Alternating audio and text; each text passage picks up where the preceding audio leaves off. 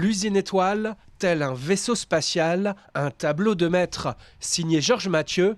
Il y a 50 ans, le peintre devient architecte.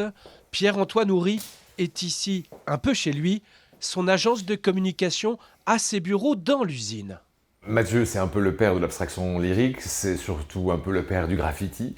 Et il vient livrer ici une œuvre qui ressemble beaucoup à son art. Elle est très libre, il n'y a pas un seul angle droit. Il disait alors qu'il fallait tuer l'angle droit et l'ennui et réunir l'art et l'industrie.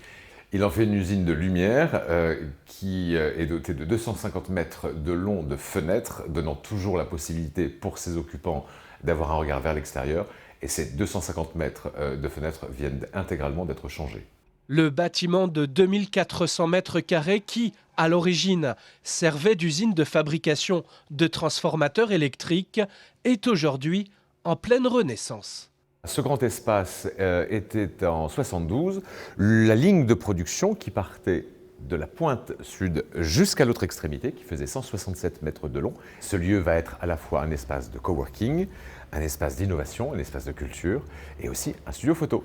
Un lieu également à vocation événementielle qui abritera une muséographie de l'artiste, un artiste à qui l'on doit d'abord le dessin du parc, avec en son centre ce bassin en forme de clé, la clé de l'usine étoile, un parc bientôt restauré tout comme le bâtiment qui sera mis en lumière. En attendant, on ne se lasse pas de vivre dans cet édifice labellisé architecture contemporaine remarquable.